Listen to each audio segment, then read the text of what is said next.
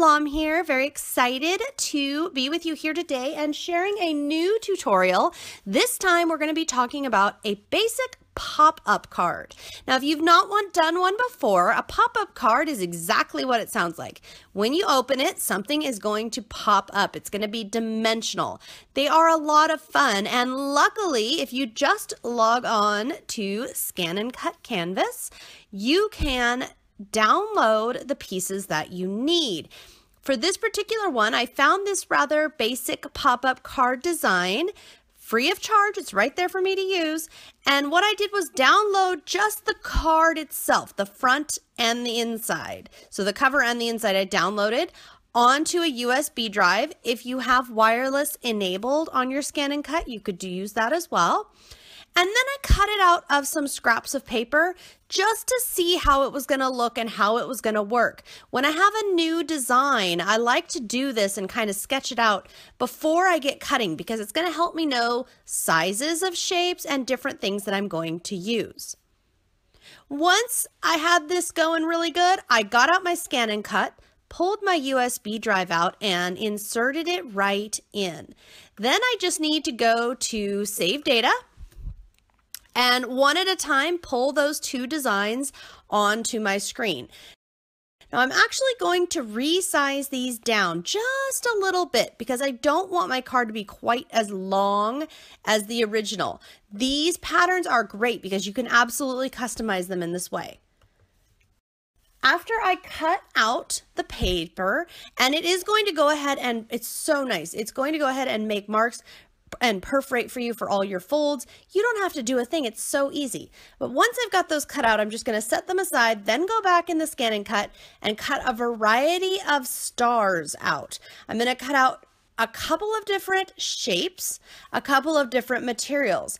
I'm even going to go in and I'm going to take two stars, layer one on top of the other, and then I'm going to use my tools here in the ScanNCut to shrink one of them so that I'm going to create like an star within a star.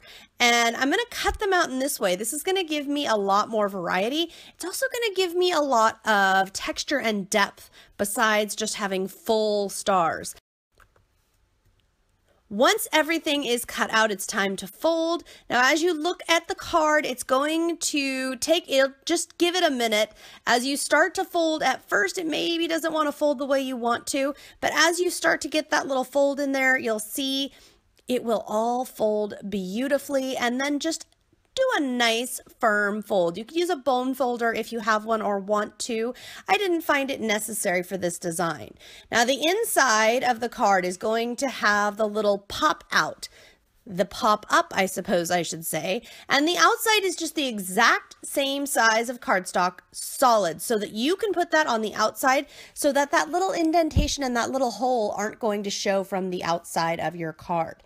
If you do not wish to do this, you could put some type of partial piece of paper, maybe a scalloped cut edge or something else on the outside if you do not wish the full double cardstock. Me, I like the double cardstock. I like this to be a nice heavy card.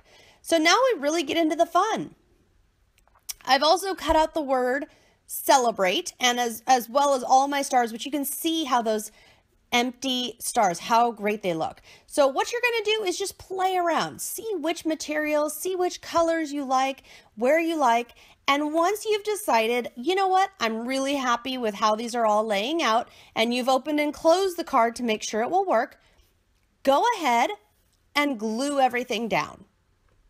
With everything glued down, it's time to glue the two pieces of cardstock together. I like a little bit of liquid adhesive. I just find that it works better. Just a little bit all over and then press firmly down.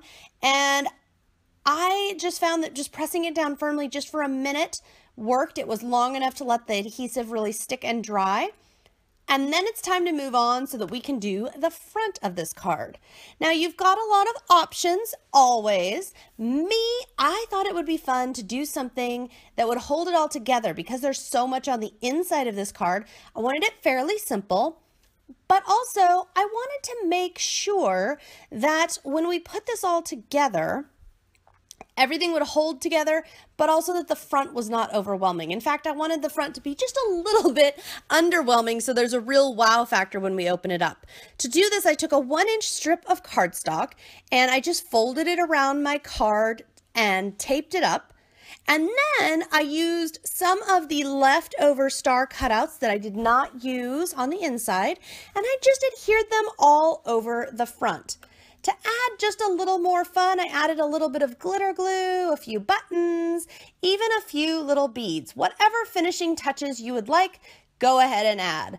I decided not to add a sentiment to mine. However, you absolutely could. You could customize this with a name, another cut file, anything you'd like. I hope you have enjoyed my tutorial here today. It really is so quick, so easy, and so much fun to create with the ScanNCut. For even more ideas and inspiration, be sure to visit ScanNCut.com as well as the ScanNCut YouTube channel. I'll see you next time.